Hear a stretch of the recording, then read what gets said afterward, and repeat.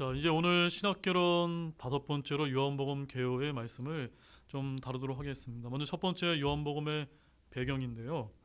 이 요한복음은 예수 그리스도 안에 나타난 하나님의 충만한 계획이 절정을 이루는 그런 말씀입니다. 우리는 다른 세 복음서인 마태, 마가, 누가복음에서 예수님께서 말씀하신 것, 또한 하신 일, 느낀 것에 대해서 잘 배웠습니다. 우리는 예수님의 삶과 사역에 나타난 두드러진 면들을 지금까지 이제 살펴보았다면, 이 다른 복음서들이 그리스도를 제시하는 것이었다면 이 요한복음은 예수님에 대한 해석을 기록하고 있다는 점을 우리가 좀 아시기를 원합니다.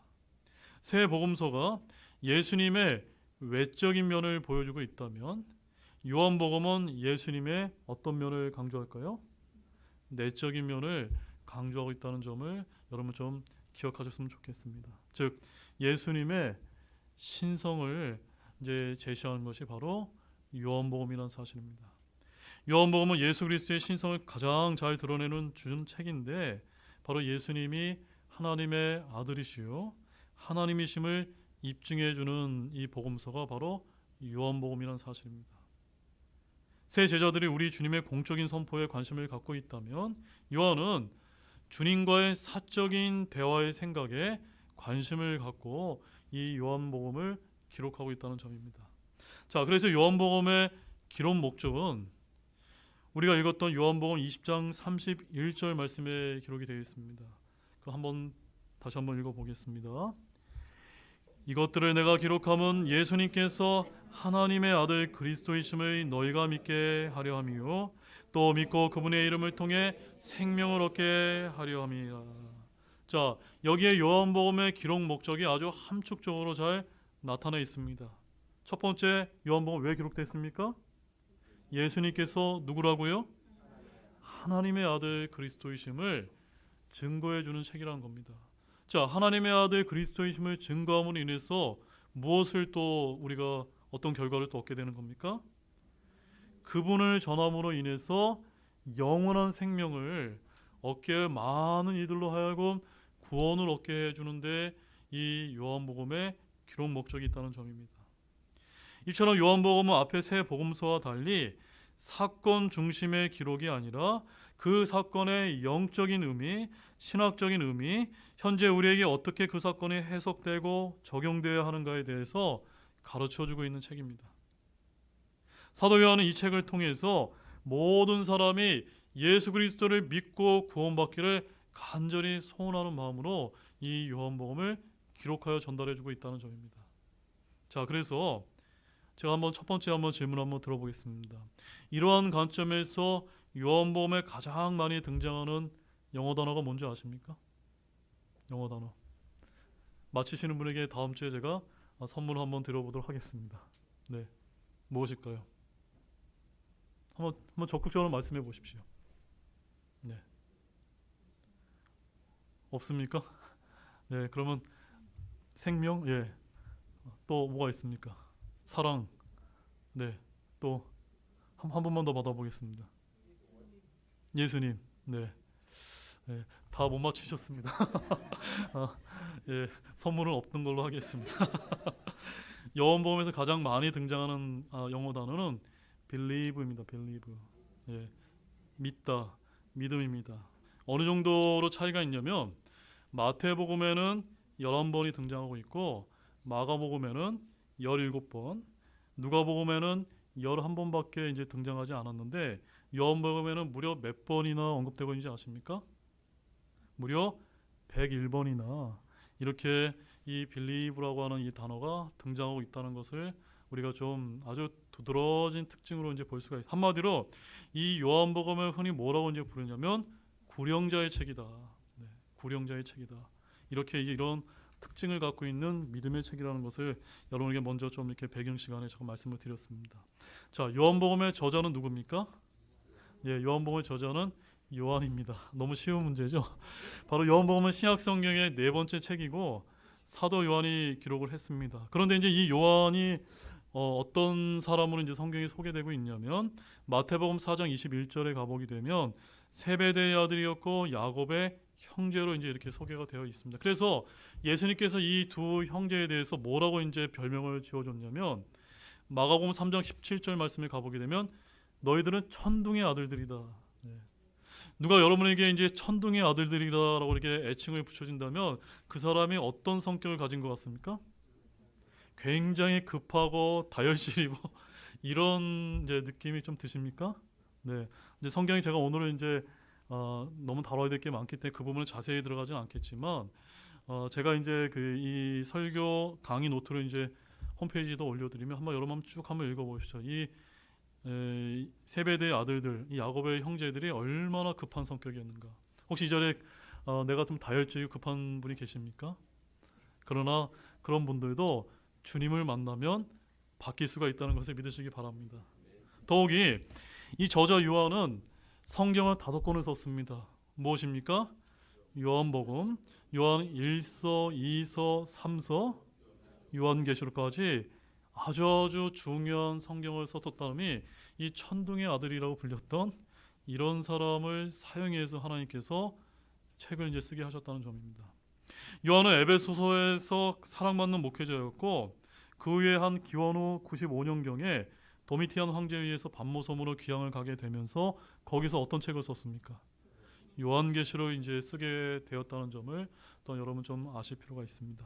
자, 이 책의 저자 요한은 요한복음 21장 20절 말씀에 가보게 되면은 거기까지는 아직도 내가 이 요한복음의 저자라는 사실, 자신의 정체를 드러내지 않았습니다. 그는 자신을 단지 예수님께서 사랑하신 그 제자다라고 요한복음 21장 20절에서 이제 밝힌 다음에 바로 이 책의 기록자라고 요한복음 21장 24절에서 이제 자신을 소개하고 있는데 거기에 이제 이렇게 기록을 하고 있습니다.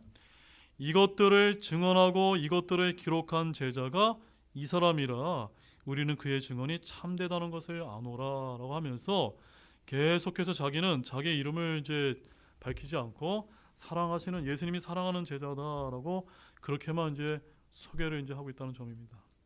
우리는 예수님이 사랑하는 제자가 누구인지 요한복음 13장 23절과 20장 2절을 통해서도 요한 자신임을 이제 확인할 수가 있는데 요한은 12제자 가운데 예수님과 가장 친밀하고 가장 깊은 사랑의 관계였음을 알 수가 있습니다. 그래서 요한복음 13장 23절 말씀을 제가 읽어드리면 예수님의 제자들 중 하나 곧 그분께서 사랑하신 자가 예수님의 품에 기대어 있으므로라고 해서 이 예수님의 품에 기댄 제자가 누구였습니까?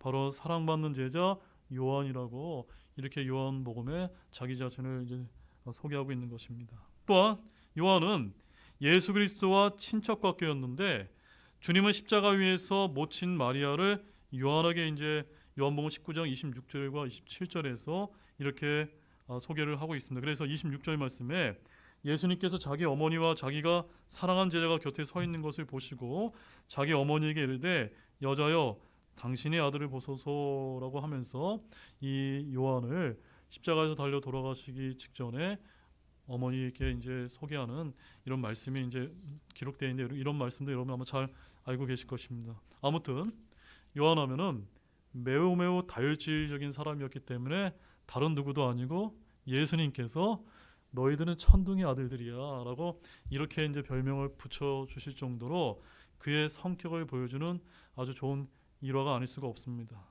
이런 기질의 사나이를 주님께서 어떻게 바꿔주신 것입니까? 복음을 전하는 영혼을 사랑하는 사랑의 사도로 만들어 주셨다는 것을 저와 여러분이 좀 기억하기를 원합니다. 그래서 우리가 이제 믿음 생활하다 보면은 내 성격은 원래 이렇기 때문에 난 바뀌지 않아 이런 거 없습니다. 우리가 이제 갈보리 십자가에서 내가 아니요 그리스도가 살아계시는 이런 믿음의 사람으로 우리도 얼마든지 바뀔 수 있고 쓰임 받을 수 있는 예를 보여주는 것이 바로 누굽니까? 바로 요한이라고 여기서 이제 이 말씀의 저자가 이제 소개되고 있는 것입니다. 자, 요한복음의 중심 주제는 이제 두 구절인데 앞서 우리가 읽었던 요한복음 20장 31절 말씀과 또 한 말씀은 요한복음 1장 12절 말씀인데 그 말씀 한번 찾아보시겠습니다. 요한복음 1장 12절 말씀입니다.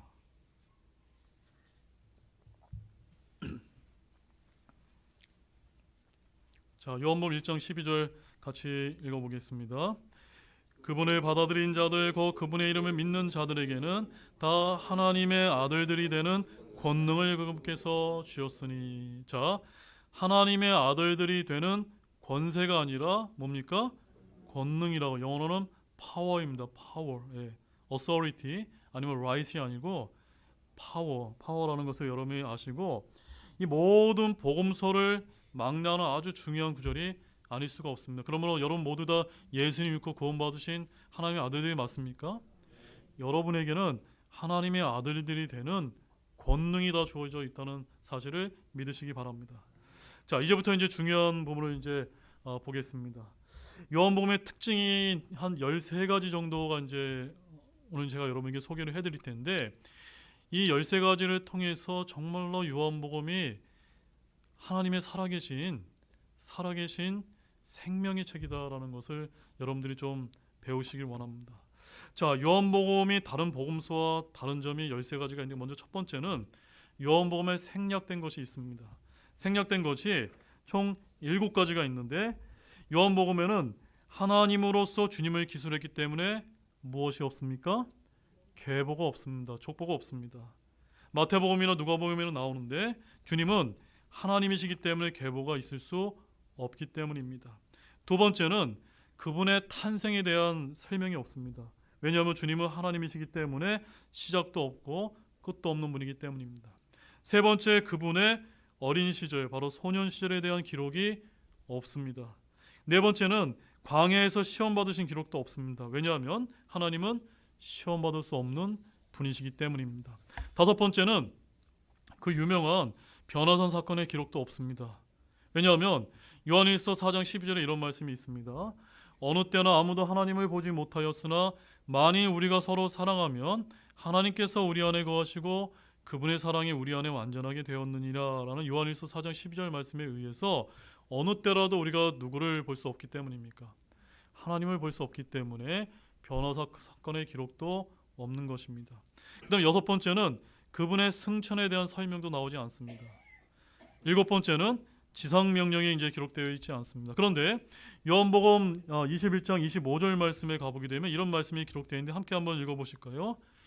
예수님께서 행하신 다른 일들도 많으므로 만일 그것들이 낱낱이 기록된다면 세상 그 자체도 기록된 책들을 담을 수 없을 줄로 나는 생각하노라. 아멘. 즉 요한복음에는 예수님의 여러 가지 행적들이 다 기록되어 있습니까? 안 되어 있습니까?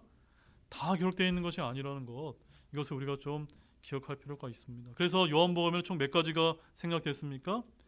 7가지가 이제 생략이 되어 있습니다. 그 다음에 두 번째로는 요한복음에는 진실로라고 하는 이런 말씀이 많이 담겨 있는데, 바로 영어로는 very라는 말이 많이 나오는데 총 25번이나 나옵니다. 이러한 표현은 오직 요한복음에 나오는 그런 표현입니다. 그래서 요한복음 21장 28절 말씀에서 예수님께서 이렇게 말씀하십니다. 진실로 내가 내게 이르노니. 이런 표현이 몇 번 등장한다고요? 25번이나 유일하게 요한복음에만 등장하는 그런 표현임을 우리가 좀 기억하기를 원합니다. 그 다음에 세 번째로는 7개의 나는 무엇이다 라는 표현인데, 요한복음의 또 다른 기술상의 특징은 나는 무엇이다. 영어로 보면 I am 이라고 하는 이런 하나님 자기 계시에 관한 표현입니다. 자, 여러분 출애굽기 3장 14절 말씀 한번 찾아보시죠. 굉장히 중요한 표현입니다. 출애굽기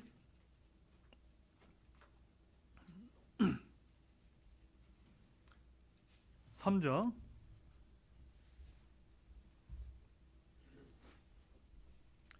14절 말씀에 가보게 되면 이런 말씀이 기록되어 있는데, 먼저 하나님께서 떨기나무 가운데 모세를 이렇게 이제 지도자로 이제 세우기 위해서 불렀을 때 13절 말씀 하반절에 이제 모세가 이렇게 얘기합니다. 그분의 이름이 무엇이냐 하리니 내가 그들에게 무엇이라 말하일까 하매라고, 이렇게 모세가 하나님께 하나님의 이름이 뭐라고 물어보면 내가 뭐라고 대답을 해야 됩니까? 라고 이렇게 얘기했을 때 하나님이 처음으로 자신이 누구다라는 것을 계시해 주는 말씀이 출애굽기 3장 14절에 있습니다. 함께 읽어보겠습니다. 하나님께서 모세에게 이르시되 나는 곧 스스로 있는 자니라 하시고 또 이르시되 너는 이스라엘 자손에게 이같이 말하기를 스스로 계신 분께서 나를 너희에게 보내셨느니라 하라 하시니라. 즉 하나님의 이름이 무엇입니까? 나는 스스로 있는 자다. 근데 여러분 혹시 영어 성경에 있는 분이 있으면 영어로 한번 읽어보시죠. 거기 어떻게 써 있냐면 I am that I am. 네, 그러니까 뭡니까? 나는 나니라. 나는 나니라. 이런 이제 표현이 되는데 이것이 바로 하나님의 이제 이름을 이제 계시를 하신 것입니다. 그런데 이 요한복음의 특징이 뭡니까? 요한복음이 예수님의 하나님 되심, 신성을 드러내는 책이 요한복음의 가장 중요한 말씀인데 요한복음에는 그 하나님의 계시의 실체를 보여주는 아주 중요한 이런 복음서라는 점입니다. 즉 예수님은 그분의 신성을 총 7번에 걸쳐서 이제 표현을 하셨습니다. 자, 요한복음 6장 35절 말씀에서는 나는 생명의 빵이니라. I am the bread of the life라고 I am 이렇게 표현하고 계십니다. 두 번째로 요한복음 8장 12절과 9장 5절 말씀에 나는 세상의 빛이니라. I am the light of the world라고 이렇게 이제 표현하고 계십니다. 세 번째 요한복음 10장 7절에 나는 양들의 문이다. I am the door of the sheep이라고 합니다. 네 번째 요한복음 10장 11절에 나는 선한 목자니라. I am the good shepherd라고. 다섯 번째 요한복음 11장 25절에서 나는 부활이요 생명이니라. I am the resurrection and the life라고. 그 다음에 여섯 번째 요한복음 14장 6절 말씀에 나는 길이요 진리요 생명이니라. I am the way, the truth and the life라고. 마지막 일곱 번째 요한복음 15장 1절에 나는 참 포도나무요. I am the true vine이라고. 계속해서 I am, I am, I am, I am, I am 몇 번입니까? 7번에 걸쳐서 7이 어떤 수입니까? 완전수이기 때문에 하나님의 완전하심을 이제 드러내는 이런 말씀이 요한복음이라는 점입니다.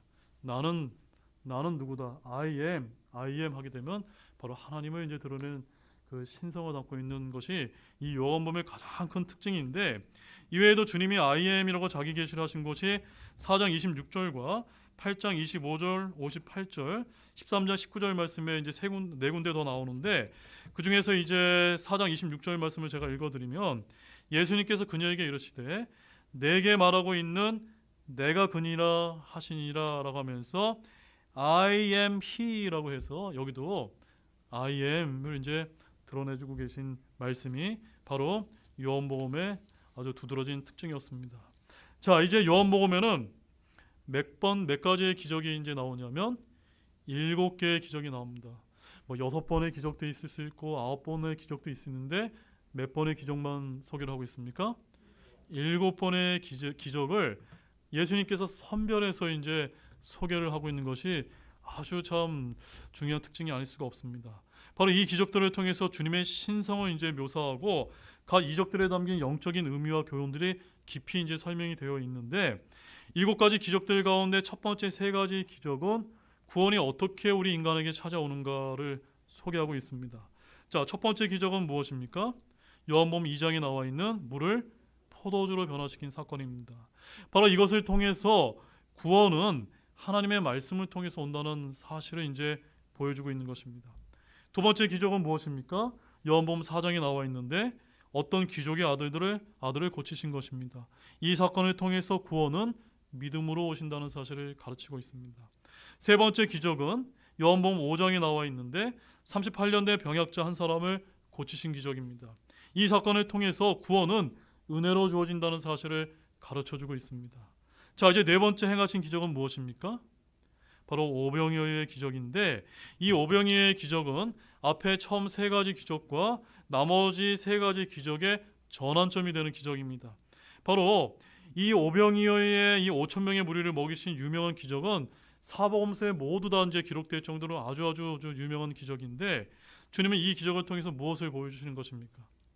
하나님의 구원은 사람의 도구, 바로 사람들이 가지신 것을 사용한다는 점을 보여주는 것입니다. 무슨 말씀이냐면 주님께서는 인간이 가진 가장 사소하고 적은 것을 가지고도 큰 일을 하실 수 있음을 보여주신 것입니다. 바로 복음 선포, 전도의 어리석은 방법을 통해서 영적으로 기진한 혼들을 생명의 빵을 나눠주심을 보여주는 것입니다. 자, 다섯 번째 기적은 요한복음 6장에 나와 있는데 폭풍을 잔잔케 하신 기적인데, 이것은 주님께서 구원은 화평을 가져다 주신다는 것을 가르쳐 줍니다. 자, 여섯 번째 기적은 요한복음 9장에 나와 있는 눈먼 사람을 고치신 기적인데, 이것은 주님께서 구원은 빛을 가져다 준다는 사실을 보여주는 것입니다.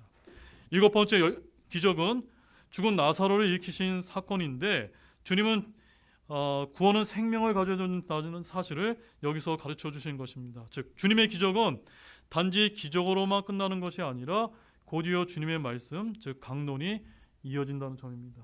자, 그 다음에 이제 다섯 번째로 요한복음에 나오는 예수님의 우리가 호칭을 좀 볼 필요가 있는데, 요한복음에만 나오는 호칭이 크게 한 세 가지가 있습니다. 무엇입니까? 예수님을 말씀, 그러니까 대문자로 word라고, 대문자 말씀 하나님을 뜻하는 이것이 이제 독특한 표현이고, 또 하나는 독생자 only begotten son입니다. 여러분, begatten이라고 하는 단어는 어떤 단어냐면, 마태복음 1장에 가보게 되면 아버지가 아들을 낳고 할 때 아브라함이 누구를 낳고 이 누가 누구를 낳고 할 때 쓰는 단어가 비겟이라고 하는 이런 이 동사를 쓰는데, 비겟의 과거 분사입니다. 한마디로 only begotten son 하게 되면 어떤 말씀입니까? 아버지 하나님께서 유일하게 낳으셔서 특별한 관계를 가진 아들이 누구라는 점입니까? 바로 예수님입니다. 이것이 이제 독생자의 정확한 성경적인 표현인 것입니다. 그 다음에 어린 양으로 이런 이제 세 가지 표현인데, 이것은 다른 복음서에서는 찾아볼 수 없는 아주 독특한 예수님의 호칭이라는 점입니다. 그 다음에 요한복음에는 무엇이 없습니까? 비유가 등장하지 않습니다. 왜 비유가 없을까요? 바로 예수님께서 바로 하나님이시기 때문입니다. 그래서 이 주님께서 아버지께 기도했다는 장면도 없는데, 마태복음 27장 46절과 마가복음 15장 34절 말씀에 가보게 되면, 십자가에서 예수님께서 죽으실 때도 어찌하여 나를 버리셨나이까 라고 이렇게 기도하셨는데, 요한복음 19장 30절 말씀에서는 이런 기도가 등장하지 않고 어떤 말씀을 하시면서 숨을 거두십니까? 다 이뤘다 라고 말씀을 하시고 이제 요한복음을 맺고 있다는 점입니다. 자, 이제 일곱 번째로는 몇 번입니까? 7번이나 하나님의 아들이심을 증거하는 기록이 요한복음에 있다는 점입니다. 다른 복음서에서는 하늘에서 음성이 들려서 이는 나의 사랑하는 아들이요 라는 하나님 아버지의 음성이 있지만, 요한복음에는 있습니까? 없습니까? 그런 것이 이제 기록되어 있지 않다는 점입니다. 대신 7차례에 걸쳐서 직접적으로 주님께서 하나님의 아들이심을 증거해 주는 기록이 있는데, 7은 어떤 수입니까? 완전 수이지 않습니까? 자, 먼저 첫 번째 등장이면 침례자 요한은 요한복음 1장 34절에서 이분이 하나님의 아들이심을 증언하였노라 라고 이렇게 하나님의 아들을 증거하고 있고, 두 번째로 요한복음 1장 49절 말씀에서는 나다니엘이 선생님은 하나님의 아들이시오 라고 이렇게 표현했습니다. 그 다음에 세 번째로는 베드로가 요한복음 6장 69절 말씀에서 우리는 주께서 그 그리스도시요 살아계신 하나님의 아들이심을 믿고 확신하나이다 라고 소개하고 있고, 네 번째로는 마르다라고 하는 여인이 요한복음 11장 27절 말씀에서 주여 주께서는 그리스도시요 세상에 오실 하나님의 아들이심을 좀 내가 믿나이다 라고 이렇게 증거하고 있습니다. 그 다음에 다섯 번째는 도마가 요한복음 20장 28절에서 나의 주시며 나의 하나님이시니이다 라고 이렇게 간증하고 있고, 여섯 번째로 요한이 요한복음 20장 31절 말씀에서 예수님께서 하나님의 아들 그리스도이심을 너희가 믿게 하려 함이라 라고 이렇게 증거하고 있습니다. 자, 마지막으로 예수님 자신이 요한복음 10장 36절에서는 나는 하나님의 아들이라 하고 말하였다고 라고 해서 7번에 걸쳐서 7사람을 통해서 무엇을 증거하고 계십니까? 내가 하나님의 아들이다라는 것을 이제 증거해주는 기록이 이제 바로 요한복음이라는 아주 독특한 특징을 갖고 있습니다. 그 다음에 이제 제가 이걸 안 보여드렸군요. 그래서 자, 여덟 번째는 주님의 신성을 입증해주는 구절이 매 장마다 주님의 신성을 입증해주는 구절이 이제 등장을 하고 있고, 또한 이제 아홉 번째로는 요한복음은 생명에 대해서 강조하는 이런 책인데, 생명이신 주님에 대한 계시로 이제 충만한 책입니다. 그래서 요한복음 1장 4절에서는 생명이 나타났습니다. 그래서 manifested라고 이렇게 우리가 표현할 수가 있고, 요한복음 3장 16절에서는 생명은 얻을 수 있음을 표현하고 있습니다. 요한복음 4장 14절에서는 생명은 소유할 수 있고, 요한복음 6장 35절에서는 생명을 나눠줄 수 있습니다. 그 다음 요한복음 10장 10절에서 생명을 더 풍성히 얻고, 마지막 일곱 번째로 요한복음 11장 24절에서 25절에서는 생명은 죽어도 살고 영원히 죽지 않는, 이렇게 생명에 대해서 7번에 걸쳐서 강조하고 있는 말씀이 바로 요한복음이라는 점입니다. 자, 그 다음에 이제 열 번째로는 하나님이 주신 7가지 선물이 담겨 있는 것이 바로 요한복음인데, 이것들은 주님이 우리에게 값없이 주는 선물이라는 겁니다. 자, 첫 번째는 무엇을 주십니까? 생수, 바로 요한복음 4장 10절에서 생수를 주시는 분입니다. 두 번째는 목자의 생명을 주시는 분으로서 요한복음 10장 11절에 기록되어 있습니다. 세 번째는 주님의 모범이십니다. 그래서 13장 15절에 기록되어 있고, 네 번째로는 성령을 주시는 분입니다. 요한복음 14장 16절에 기록되어 있습니다. 다섯 번째는 요한복음 14장 27절에 화평을 주십니다. 그 다음에 여섯 번째는 17장 8절 말씀에 하나님의 말씀을 주시고, 일곱 번째 17장 14절에서는 주님 자신을 주십니다. 우리 요한복음 14장 27절 말씀 한번 찾아보실까요? 요한복음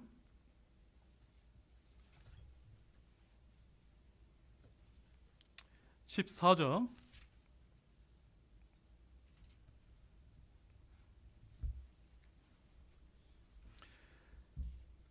1 하나님께서 주신 7가지 선물 중에서 우리 5번째 선물만 한번 보도록 하겠습니다. 함께 읽어보겠습니다.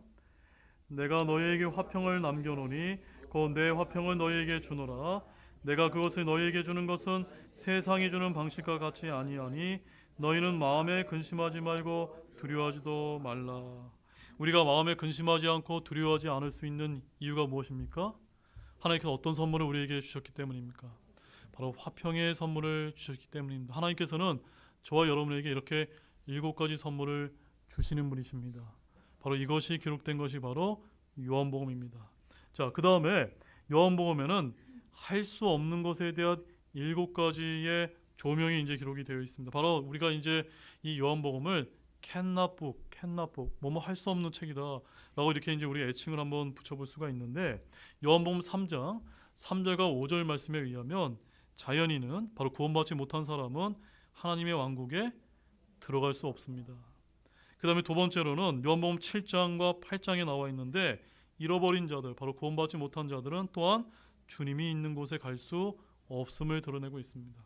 그 다음에 요한복음 8장 43절 말씀에 의하면 세 번째로 구원받지 못한 자들은 주의 말씀을 들을 수 없습니다.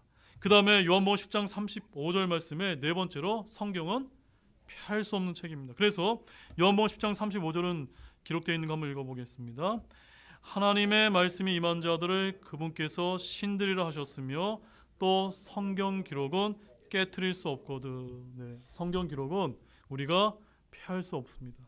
그 다음에 다섯 번째로는 요한복음 14장 17절 말씀에 나와 있는데, 세상은 성령을 받을 수 없다라고 기록하고 있습니다. 그 다음에 여섯 번째로 요한복음 15장 4절에 신자는 스스로 열매를 맺을 수 없음을 이제 요한복음이 나타내고 있습니다. 그 다음에 요한복음 16장 12절 말씀에서 주님은 우리가 감당할 수 없는 것들을 우리에게 주실 수 없는 분이심을 보여주고 있습니다. 자, 우리 요한복음 15장 4절 말씀만 한번 찾아보시겠습니다. 요한복음 15장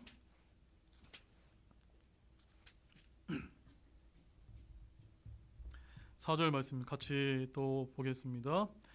내 안에 거하라. 그러면 나도 너희 안에 거하리라. 가지가 포도나무 안에 거하지 아니하며 스스로 열매를 맺을 수 없는 것 같이 너희도 내 안에 거하지 아니하며 더 이상 열매를 맺을 수 없느니라. 아멘. 여러분 다 주님 안에 거하시기를 원합니다. 주님 안에 거하지 않으면 열매를 맺을 수 없는 바로 캔납북, 7가지의 캔납북을 이 요한복음이 아주 특징적으로 보여주고 있습니다. 그 다음에 이제 12번째는 주님이 친히 하신 장문의 이제 기도문이 나오는데, 이 요한복음 17장은 주님이 하신 장문의 기도가 있습니다. 이것이야말로 주기도문, 바로 주님의 기도라고 불리기에 적합한 기도인데, 주님은 기도하시는 가운데 자신이 하신 9가지를 이제 말씀을 하고 계십니다. 17장 4절 말씀에서 나는 땅에서 아버지를 영원롭게 하였나이다. 그 다음에 4절 말씀에서 나는 아버지께서 내게 하라고 주신 일을 끝마쳤나이다. 그 다음에 8절 말씀에서 나는 아버지께서 내게 주신 말씀들을 그들에게 주었나이다. 12절에서 나는 아버지의 이름으로 그들을 지켰나이다. 14절에서 나는 아버지의 말씀을 그들에게 주었나이다. 그 다음에 18절에서 나는 아버지께서 나를 세상에 보내신 것 같이 그렇게 그들을 세상에 보내었나이다. 22절에서 나는 아버지께서 내게 주신 영광을 그들에게 주었나이다. 25절에서 나는 아버지를 알았고 이들은 아버지께서 나를 보내셨음을 알았나이다.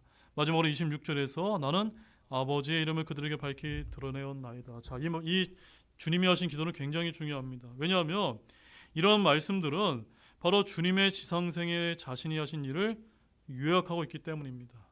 바로 저와 여러분은 이 말씀을 통해서 우리가 이 세상에서 그리스도인으로서 무엇을 해야 되고 이 신약교회가 해야 될 일이 무엇인지 사역의 방향의 길을 여기서 잡을 수 있기 때문입니다.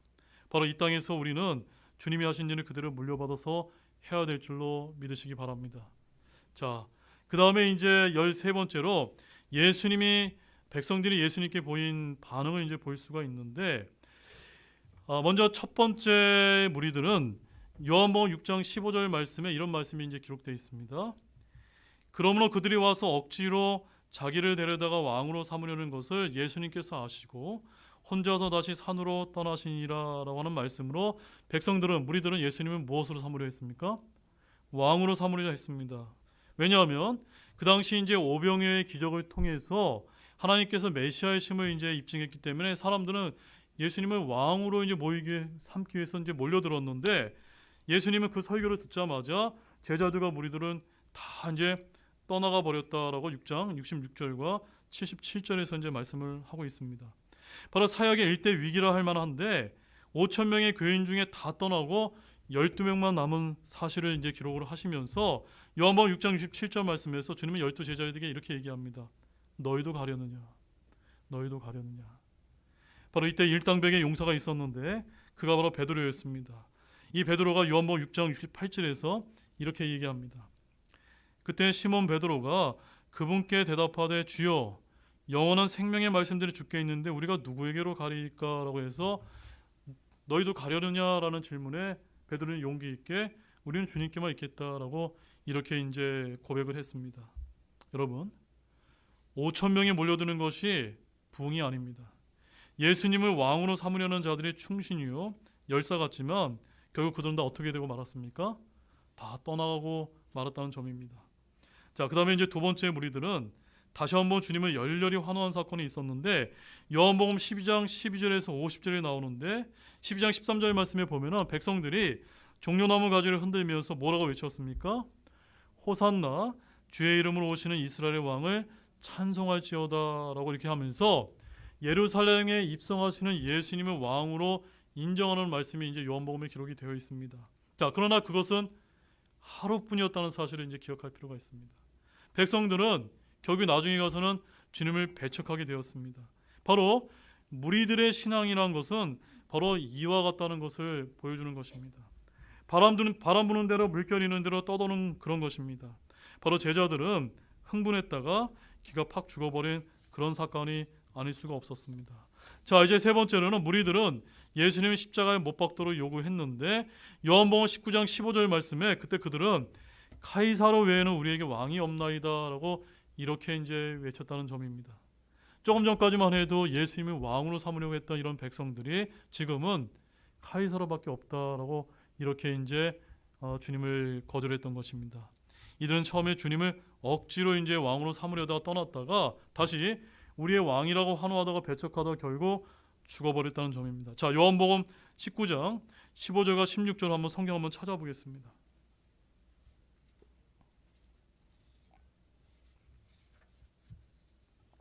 요한복음 19장 15절 16절 말씀입니다. 함께 읽겠습니다. 그들이 소리를 지르되 그를 없애버리소서, 그를 없애버리소서, 그를 십자가에 못 박으소서 하므로 빌라도가 그들에게 이르되 내가 너희 왕을 십자가에 못 박으려 하매 수제사장들이 대답하되 카이사르 외에는 우리에게 왕이 없나이다 하니라. 그러므로 그때 그가 그분을 십자가에 못 박도록 그들에게 넘겨주매 그들이 예수님을 데려다가 끌고 가니라. 바로 요한복음에는 많은 무리들이 예수님을 왕으로 삼으려고 했고 예수님을 따르려고 했고 그랬지만 결국에는 어떻게 이제 끝났음을 우리에게 보여주는 것입니까? 모두가 다 거절하고 배척하는 우리 인간들의 죄악된 모습을 보여주는 것입니다. 이처럼 요한복음은 이런 무리들의 불신을 짚으면서 우리들이 주님을 어떻게 믿어야 하는가에 대해서 한 절 한 절 심도 있게 다루고 있는 그런 책이 아닐 수 없다는 점입니다. 자, 이제 오늘 말씀에서 가장 중요한 부분을 좀 보겠습니다. 요한복음에는 현재한 평형이 이제 나타난다는 점입니다. 자, 요한은 우리들의 성막의 7가지 기구와 정확히 같은 순서로 그것들이 상징하는 위대한 실체로 인도해 주고 있다는 점입니다. 자, 먼저 우리 그림부터 한번 보게 되면은 여기 성막 그림 잘 보이십니까? 성막 그림 보게 되면 여기 이제 입구에 들어가게 되면 여기 뭐가 있냐면 놋제단이 등장하고 있고 그 다음에 물두멍, 그 다음에 빵을 두는 상, 그 다음에 이제 등잔대, 그 다음에 여기 향을 피우는 향제다, 그 다음에 지성소 안으로 들어가서 언약궤가 있는 것을 이것이 이제 이 성막의 이제 구조인데, 자, 우리가 이제 1장 요한복음 1장을 이제 가보게 되면 1장 29절에서 놋새로 만든 희생 제단으로 인도하는 것을 이제 우리가 볼 수가 있습니다. 그래서 요한복음 1장 29절 말씀에서 세상 죄를 제거하는 하나님의 어린 양을 보라라고 해서 우리가 그 구약의 제사를 드릴 때 그 놋새로 만든 희생 제단에서 무엇을 죽입니까? 양을 이제 희생양을 이제 드리지 않습니까? 바로 그런 것을 이제 상징적으로 보여주는 것입니다. 그 다음에 3장에서는 우리들을 정결케 하고 새롭게 하는 어디로 이제 데려갑니까? 물두멍으로 이제 인도를 하는 겁니다. 그래서 요한복음 3장 5절 말씀에 어떤 말씀이 이제 특징적으로 등장하냐면 사람이 물과 성령에게서 태어나지 아니하면 하나님의 왕국에 들어갈 수 없느니라라고 해서 이제 그 물로서 이제 인도하는 것을 이제 보여주고 있습니다. 그 다음에 요한복음 4장에서 6장에서는 우리들을 어디로 이제 인도합니까? 빵을 두는 이제 상으로 이제 우리가 성막에서 그렇게 인도가 되는데 요한복음 4장 14절과 요한복음 6장 15절 말씀에 가보게 되면 생수와 생명의 빵이 이제 나와서 예수님을 소개하는 말씀이 나옵니다. 그 다음에 이제 네 번째로는 8장과 9장에서 우리들을 금 등잔대 앞으로 데리고 가는데 예수님께서는 두 번에 걸쳐서 8장 12절 말씀과 9장 5절 말씀에서 세상의 빛이다, 나는 세상의 빛이다 라고 이렇게 이제 소개를 하고 있는 것입니다. 그 다음에 다섯 번째로는 요한복음 17장에서 14장에서 16장에서 이제 어디로 인도합니까? 이제 금 향 제단 앞에로 이제 인도를 하는 겁니다. 이 향 제단에서 향을 피우는 것은 뭘 상징합니까? 기도를 이제 상징하는 겁니다. 그래서 우리는 주님의 이름으로 호흡할 때 나는 향기와 같다는 점을 아시기를 바랍니다. 여섯 번째로는 17장에 우리의 대제사장이신 예수님의 위대한 중보기도가 나오는데 이제 우리들을 어디로 이제 안내하는 겁니까? 휘장 안으로 이제 안내를 하게 되는 것이죠. 그래서 원래 우리 이제 죄악된 사람들은 어디 안으로 들어갈 수 없습니까?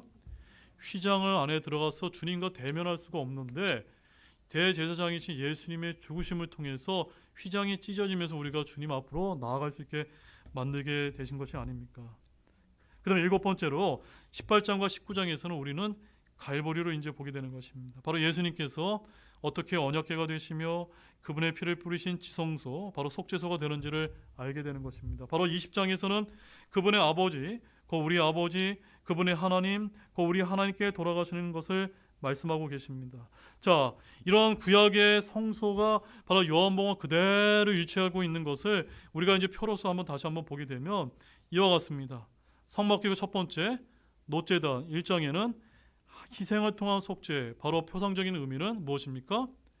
그리스도의 십자가를 통한 속죄를 보여주는 것이고, 두 번째 물두멍 요한복음 3장에 기록된 것은 바로 영적인 희생, 바로 그리스도께서 우리의 흠과 주름을 깨끗하게 하심을 보여주는 것입니다. 세 번째 빵을 두는 상 4장에서 6장에서는 영적인 양식의 필요를 이제 보여주는 것이며 생명의 빵으로서의 그리스도를 제시하고 있습니다. 그 다음에 등잔 때 네 번째로 8장에서 9장에서는 영적인 조명을 보여주는 것인데 바로 우리들의 빛이 되시는 그리스도를 보여주시는 겁니다. 그 다음에 다섯 번째로 향제단은 14장에서 16장에 나와 있는데 바로 기도를 이제 뜻하는 것인데 바로 주님의 이름으로 기도하는 향기를 이제 보여주는 것입니다. 여섯 번째 언약궤는 17장에 소개되고 있는데 바로 대제사를 통해 나아가는 그런 것을 상징하는 것인데 표상적으로는 예수님께서 우리들의 하나님 앞에 나아감이 되신다는 점입니다.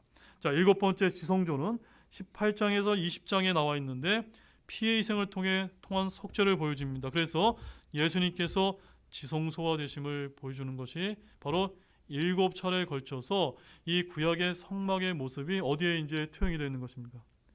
요한복음에 기록되어 있는 것이 요한복음의 아주 두드러진 아주 중요한 특징임을 이제 우리가 볼 수가 있습니다. 자, 이제 다 마쳤는데요. 마지막으로 요한복음의 구조는 1장 1절에서 18절까지는 서론에 해당되고 그 다음에 이제 요한복음 1장 19절에서 12장 50절에서 공적 사역을 기록하고 있고 세 번째로 13장에서 17장까지는 사적인 사역, 그 다음에 네 번째로 18장에서 19장에서는 순환과 죽음을 다루고 있고 다섯 번째로 20장에서 21장에서는 죽음을 이기시는 이런 말씀이 요한복음에 이게 차례대로 이제 기록되어 있는 것이 요한복음의 전체적인 이제 개괄적인 구조가 되겠습니다. 자, 이제 마지막으로 우리가 이제 요한복음의 복습을 하고 이제 마치도록 하겠습니다. 첫 번째, 요한복음은 그리스도를 어떻게 나타내고 있습니까? 하나님의 아들이시요 하나님을 이제 나타내고 있습니다. 그 다음에 요한복음의 다른 복음서 달리 생략된 7가지가 무엇인지 기억나십니까? 네, 다 기억이 나시죠? 그 다음에 세 번째, 요한복음에 나타난 7개의 무엇이 있습니까? 나는 누구다, I am, 나는 세상의 빛이다, 나는 진료, 기료, 생명이다, 이렇게 이 나는 누구다라고 7번에서 걸쳐서 하신 이 말씀은 무엇을 나타내는 표현입니까? 하나님 자신을 나타내는 표현이다. 그 다음 네 번째로 요한복음에 나타나는 예수님의 호칭은 무엇이 있었습니까? 말씀이신 워드와 그 다음에 독생자, only begotten son, 그 다음에 어린 양, 하나님의 어린 양이 램이 이제 대문자로 기록이 되어 있습니다. 그 다음에 다섯 번째로 주님의 중보기도는 어디에 이제 기록이 되어 있었습니까? 요한복음 17장에 이제 기록이 되어 있었어요. 아주 장문의 기도, 이 기도문을 통해서 우리가 예수님이 하신 일과 같이 우리가 해야 될 이제 방향을 보여주고 있습니다. 여섯 번째, 요한복음 왜 비유가 없습니까? 예수님이 하나님이시기 때문에 이제 비유가 기록되지 않다는 것을 우리가 살펴보았습니다. 마지막으로 구약의 성막 기구와 요한복음의 현장 평행이 나타나는데 이 7가지 성막 기구를 여러분 이제 한번 설명을 해보실 수 있습니까? 처음에 어디부터 출발합니까? 놋재단으로 출발해서 물두멍으로 출발해서 빵을 보여주는 상, 그 다음에 등잔대, 그 다음에 이제 향제단, 그 다음에 지성소 안으로 들어가는 이런 7가지 단계가 바로 요한복음 1장에서 20장까지 차례대로 이제 기록되어 있는 것이 바로 요한복음이었습니다. 이렇게 요한복음은 어떤 특징을 갖고 있습니까? 하나님이 살아계심을 보여주는 7777이 기록되어 있는 아주 놀라운 완전수의 이런 책이라는 것을 오늘 우리가 이 요한복음을 통해서 살펴보았습니다. 저는 이런 말씀을 이제 여러분에게 설명을 드리면서 마지막으로 이제 이것만 말씀을 드리고 마치겠습니다. 이 과연 우리 사람의 두뇌로 이러한 책을 우리가 기록할 수 있는가? 네, 불가능하다고 봅니다. 그렇기 때문에 하나님께서 기록하신 말씀임을 우리가 이 요한복음을 통해서 살펴볼 수 있음에 대해서 참 감사하게 생각합니다. 여러분 다 이것을 느끼셨습니까? 네, 그러면 이것으로 마치도록 하겠습니다. 기도하시겠습니다.